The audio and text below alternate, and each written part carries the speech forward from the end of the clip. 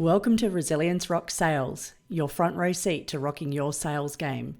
I'm your host, Stacey Kopass. Today's episode is brought to you by the Academy of Resilience Inner Circle. For more information, head to academyofresilience.com.au. Now on with the show.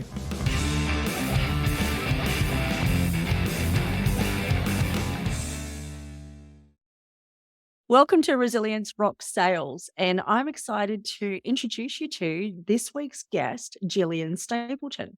And rather than read out a lengthy bio or anything like that, I find it's far more interesting to hear Gillian's story from Gillian herself. So welcome, Gillian, and I'd love to give us a bit about the Gillian story. Oh, thank you, Stacey. It's so great to reconnect with you, and just shows to me the great power of networking that you and I met several years ago, and through COVID, we've managed to stay connecting. So the power of networking and the female empowerment is fantastic, and that really is my story.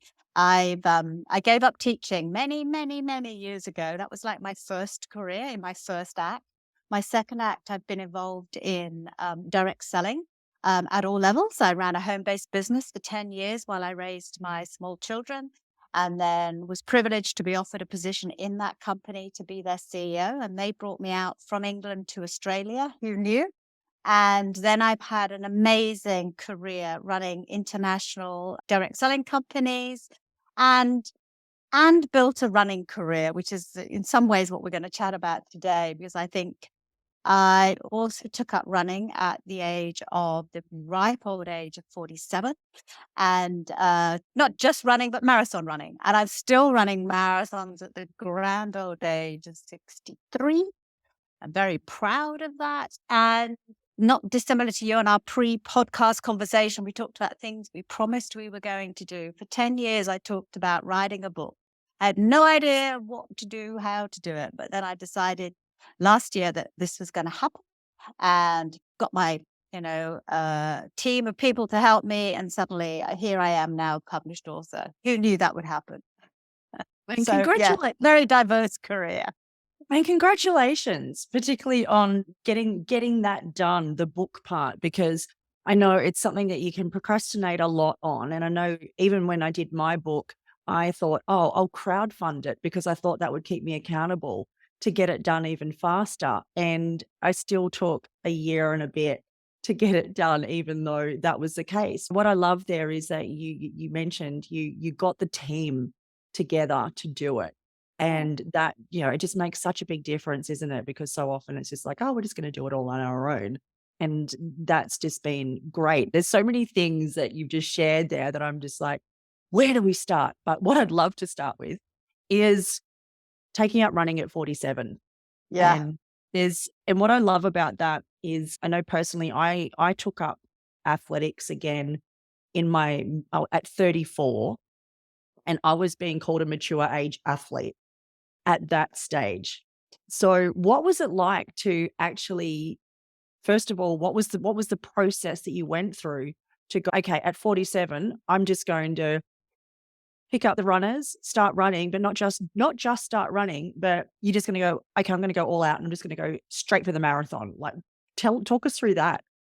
Well, I didn't go straight for the marathon because I'd have probably been injured, but it's sort of to do with your topic of resilience. I'd been living in Australia for 5-6 years by that point, and had spent a lot of time building my career, ensuring the children were happy in high school, building that side. And I realized one day I just like, something's missing from my life. I was missing that community, that girlfriend type stuff, which in your 40s is much harder to build those really solid networks.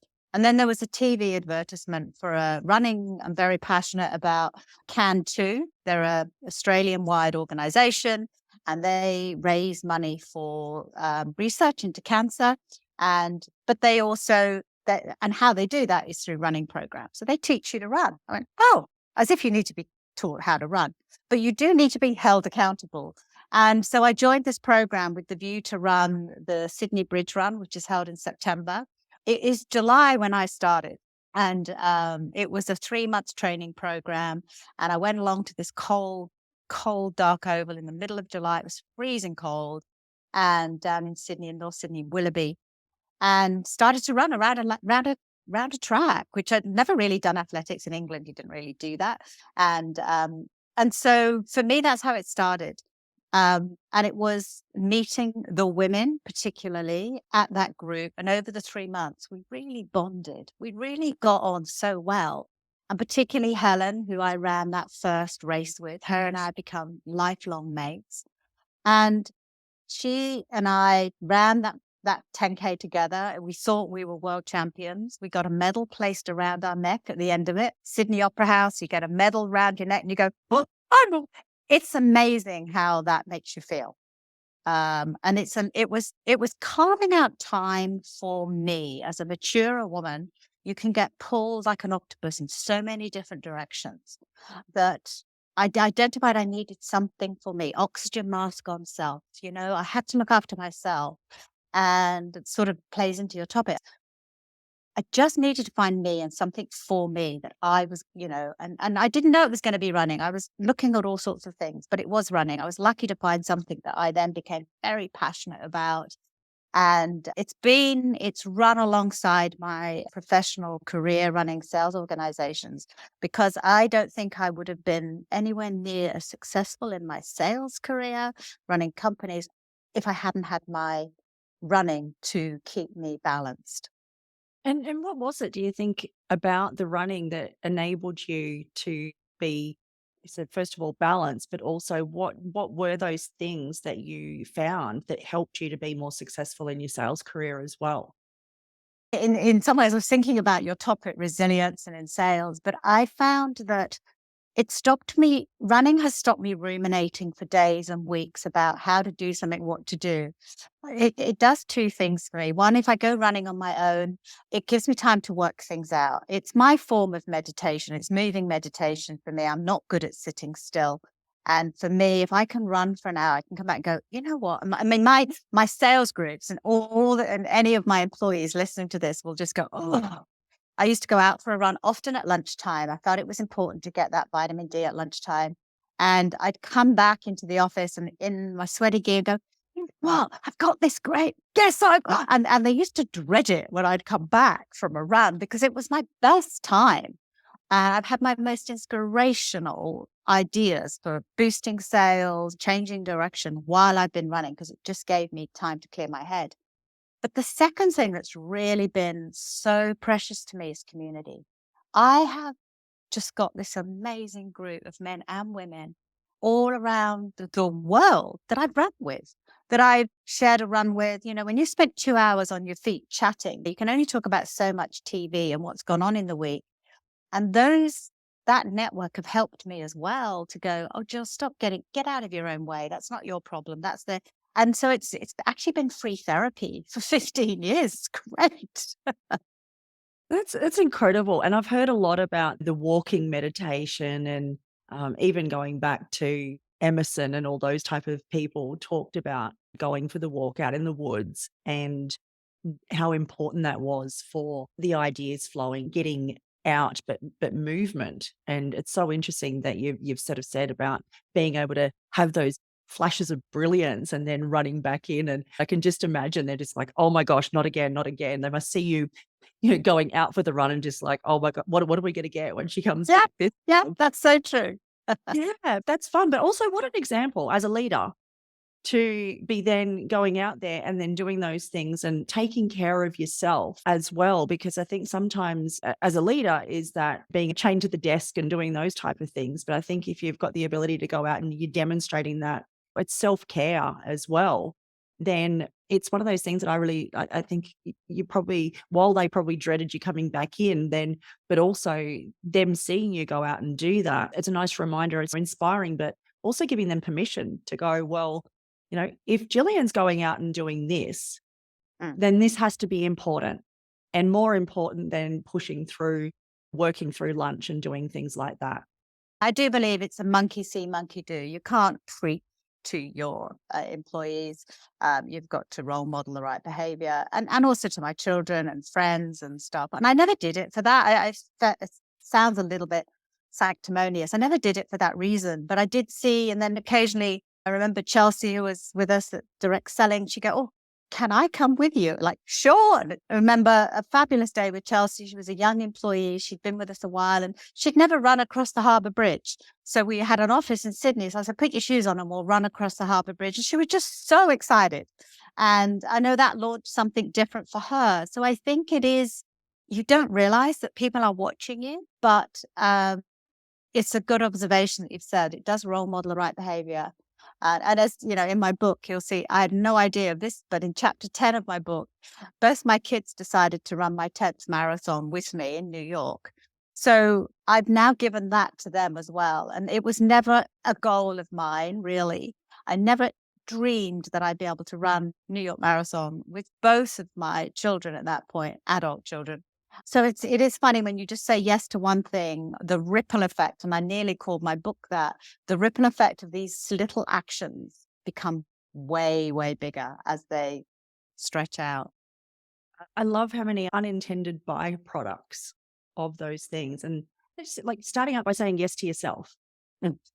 And Mm. so often, particularly as women, as mothers, as working mothers, there is that element of it's like you end up with what's left.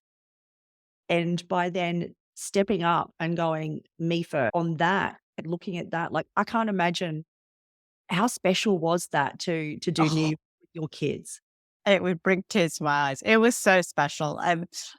What was even more special was as I was writing the book last year, I wrote to them both, and they were all three of us were in different countries at the time. And I wrote to them and said, look, I asked them 4 or 5 different questions about why did you run and what, so to get some insights to put into the book. They wrote such great answers that I've just published in the book, their answers, their questions and the answers. And that to me was even more special, seeing what they got out of it in the years that followed. So that was very emotional, and to this day, it still brings, yeah, tears to my eyes that they chose to do that with me. But just jumping back to something there you said is about saying yes to things. I talk about that a little bit in the book because I think that's really important. So often, particularly women are held back by fear. They go, "Oh, I can't do that because I don't know how to do this," or "This is not going to work for me," or "I don't know." And I was the same with running, with moving to Australia. Everything I've done in my life, I've never really known how it was going to roll out. But George, who did my direct selling training, and I learned so much from him, he said, "Don't wait for all of the traffic lights to be on green because they never are." So it's been a real mantra of mine as well. Is you'd look down a highway, if you wait and go, I can't move yet because there's a red light 3 lights up. Well, the first light's on green. I've got the idea. Let me just go from green and move to the amber.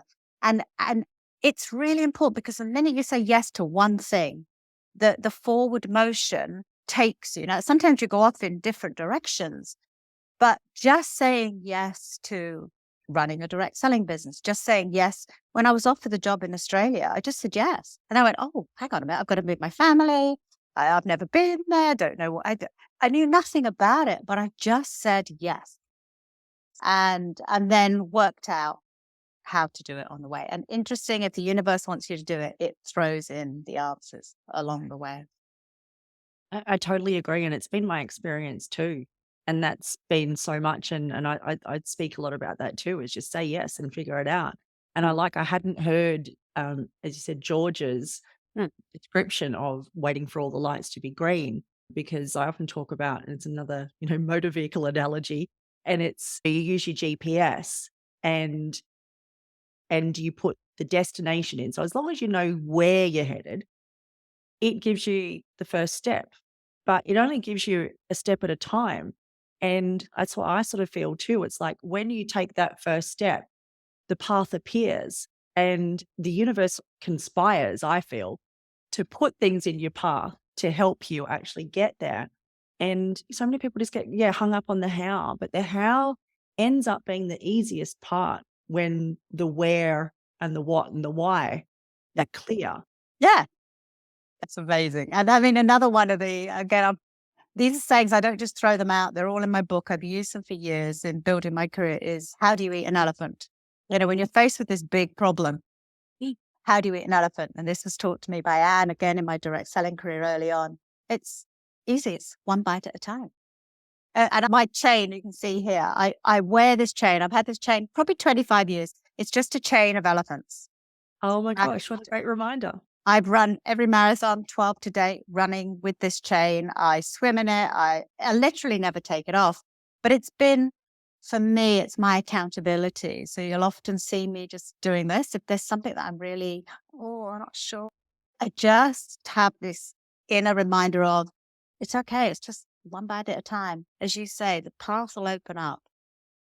Yeah. So powerful, so powerful.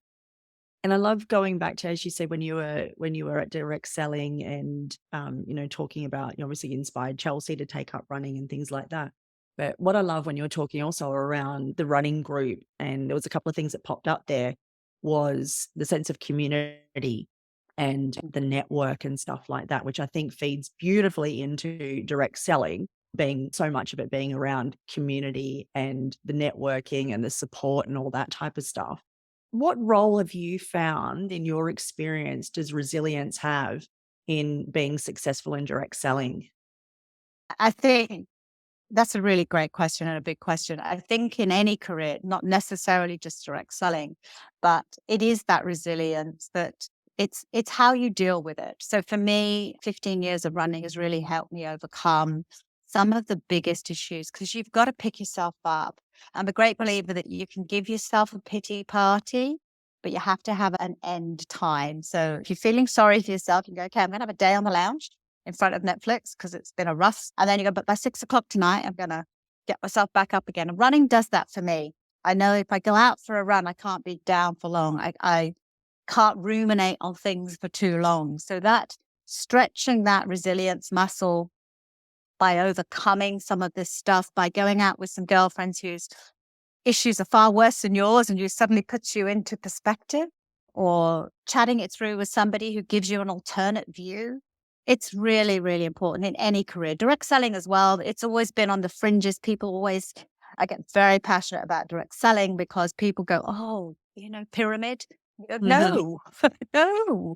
It empowers thousands and thousands of women for financial independence. And when I talk about that, it might be $100 a week, but never belittle what $100 a week in your pocket can do. And I've worked with regulators for the last 10 years, ensuring that women can continue to do this business. And people say, but they don't earn a lot of money. I said, well, your definition of a lot of money is irrelevant because $100 a week just means they can buy the school shoes, or they can join a community group or pay the soccer fees. It doesn't have to be a big bill. It can be a small bill that gives you that empowerment. And that in itself helps you overcome the next obstacle. And that's where I think resilience is little steps. It's bites at a time of little steps forward. You go, okay, I can breathe because I've done that this week. Okay. And patting yourself on the back and rewarding yourself and go, whoa, I did this. I've got this. And again, that's what's so powerful for me about the running analogy is running the streets of New York. They're lined with 3 million people. 3 million people support New York runners. And all they're doing is cheering. You've got this. You guys are.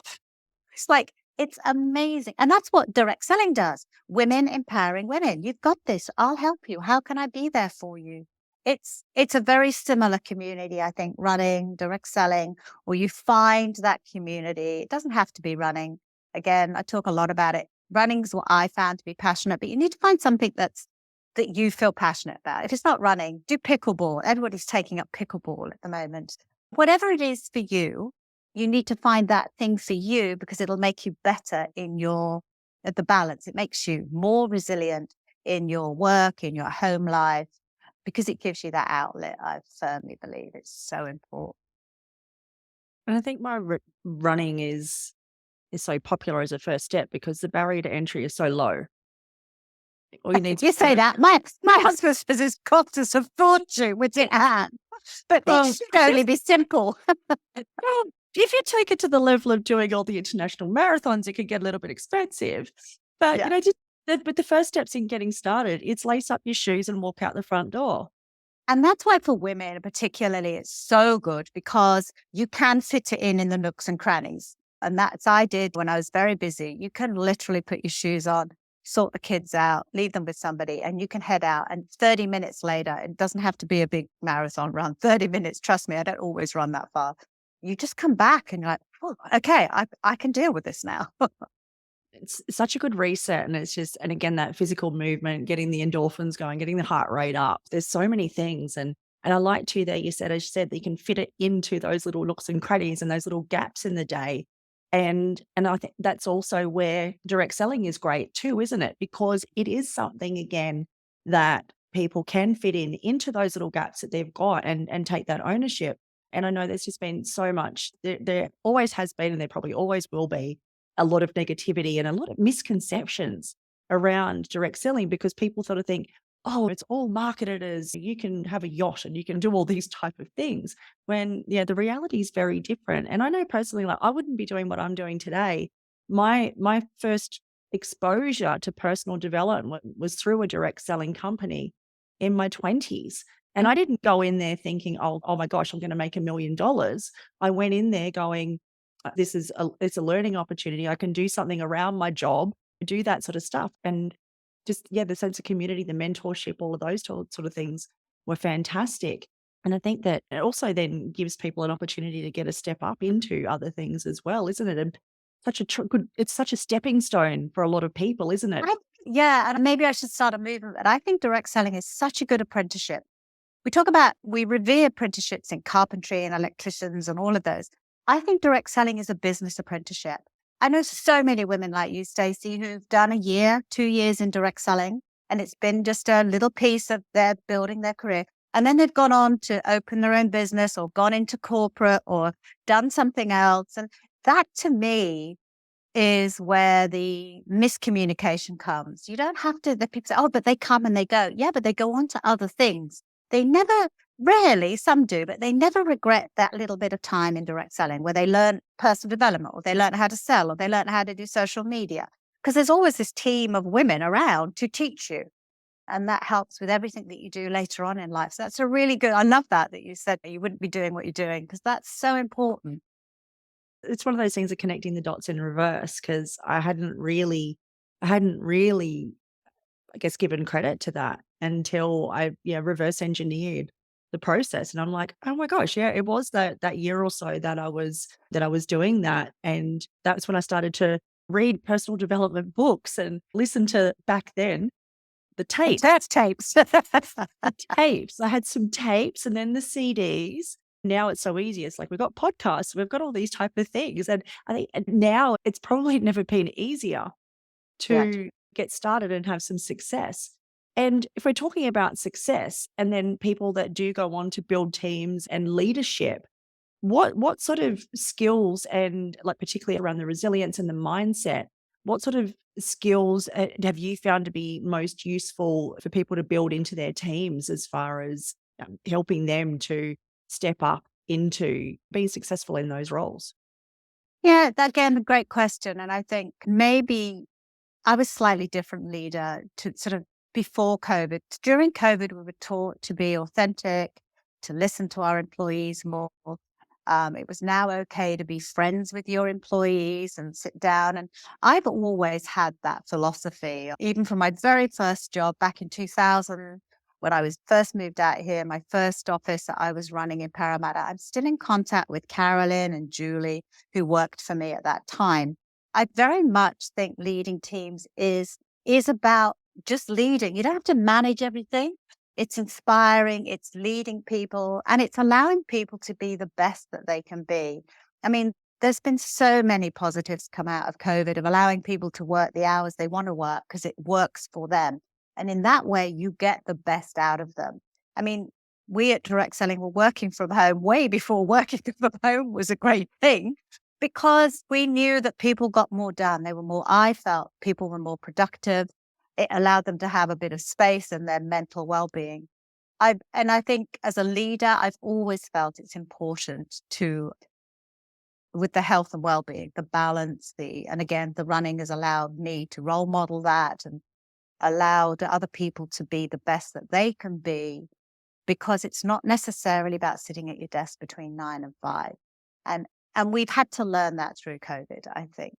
And that's been, I think, a great learning out of that. So that's a sort of roundabout way. I do think it's about being authentic as a leader. It's about being listening. I have to say that's the skill I've been trying to learn a bit more in the last few years. Do talk too much. So I'm learning to listen. And it's amazing then how you can inspire more people and you just hear that one thing that's maybe holding them back. Then you teach them to fly and they're away. And I think of Rebecca, who was one of my more recent employees. I just remember sitting, chatting with her and listening to her. And I was about to say to her, I don't know what's up with you, Rebecca, but your work's a bit off and you seem a bit tired, those conversations. And as I listened to her and watched her body language, I went, oh, I know what's wrong. Nothing's wrong. She's pregnant, but she's not told anybody. So we had this very quiet conversation. And I just said to her, is there anything you want to tell me? Mhm. She said, well, I wasn't going to tell you yet, but. And I went, okay, so that was a valuable learning for me. And Rebecca and I knew way before many other people in our office. But then I was able to be a better leader for her and say, well, look, I think from now on, you need to start working from home a couple of days a week because she was commuting an hour each way. So learning to listen and be empathetic to your employees, you get so much more out of them. And I think as a leader, if you can do that, then that gives them permission to also do that. Super valuable insights. So the listening and the empathy. And how then, as a leader, do you then weave accountability into that piece as well? Yeah, that's so important, isn't it? And that is about outcome. It is about producing the work. And there are times as a leader when you've got to have those tough conversations. But I think as long as you're clear in setting the goals and the boundaries, then you can hold people accountable and say, well, we discussed this, and we're not quite there. So do you want to tell me? And so having those accountabilities, measures, and again, through the last 15 years of running, that's what I found works for me. I don't know, it doesn't work for everybody, but having the marathons to train for holds myself accountable. It means I've got to get up at 6 to do that run in order to get to work by 9. And if I don't, I miss that window of opportunity. And I've used that with my employees a lot of you you've got to have the goals, they get externally set, but you've got to be able to hold yourself accountable or have an accountability coach. And that's something I'm a huge believer in. If I'm going to meet a girlfriend at 6 a.m. for a sunrise run, sounds idyllic. But getting out of bed at 5:30 is not idyllic to me. I am not an early riser. And I know I'll let myself down, but I won't let her down. And so having those coaches, I'm a great believer in that if you can have somebody hold you accountable, sometimes that's the boss, that's the leader, but it's better if it's yourself. So it's having the two things have got to work together. If you're really passionate about building a sales team or getting this career going, whether it's direct selling or any sales career, you've got targets and places to be, but you need somebody to guide you along the way and say, so we're not quite there yet. What can we do before Friday to help you get there? And sometimes just getting out of your own way and having somebody else with a different perspective can really do that. That's super helpful. And there was something that jumped out to me too when you were talking about that as well, is you mentioned boundaries. And that's something that you don't hear a lot when you're talking about accountability and goals. Like obviously you talk about goals and those type of Mhm. things and that type and motivation and direction and vision. But what role do boundaries have in Oh, in that they're process? super important. Like without boundaries, we could go rogue. You've got to have, that's why direct selling has been brought into such disrepute because people have gone outside the boundaries. It's not comfort zone things, it's boundaries. There are the right and wrong, the ethics. And sometimes you have to let go of a goal. Maybe it's not supposed to be if you're going to play outside of the boundaries. So I think being clear, ethical, your integrity, all of those things are super, they're just the most important. And if you have to let go of the goal because you're going to compromise those, just wouldn't do it. And I mean, I've had to let people go in the workplace. I remember one woman, we set very clear goals and she was new and she couldn't do the job. She couldn't do the job. So we had to sit down with her and say, we're really sorry, but we've noticed this, this, and this, and this. And she wanted a second chance. We gave her a second chance, but she couldn't do the job. And Mhm. in the end, that's where I have to say, well, the needs of the business of this, and you can't do that. So I'm really sorry. But as long as it's done respectfully, she was clear about the boundaries, what needed to be done, how we would do it. And she couldn't do it. So the most respectful thing is to respectfully let her go. But it gives you then the framework to do that. That's great, and I like how you said it's you don't want things to go rogue. So boundaries, some structure, those type of things are super, super helpful, isn't it? And it's so interesting. You hear so much like when you're talking about boundaries in relationships and with children and all this sort of stuff. Also, all that sort of thing. Boundaries also help you to feel safe as well, in a way, isn't it? I guess there's a negative perception around boundaries that it's somehow restrictive. But when they're communicated and they're clear, they can actually create a sense of safety and freedom as well. Yeah, and empowerment because you know what you're doing. It's like if you think of a football pitch or soccer pitch, whatever they call it in Australia, you've got boundaries, you've got lines, and you have to play within the line. Tennis, that's my new career. I've started taking up tennis. You've got to play within the lines. So it's no different in anything that we do. And again, for me, that builds that resilience muscle because you know where you're going. You've got a friend of mine the other day, she's at work and she's having a few issues and she said, I'm just staying in my lane. Mm. She's created her own boundaries and because if she tries to do something that she can't do, she hasn't got an influence on, it's not going to help her mentally or physically. What have I got control of? What can I influence and empower? And then you stay within your boundaries. That's awesome. And you mentioned there about the resilience muscle. Other than running, is there what do you do intentionally to build that resilience muscle in yourself personally?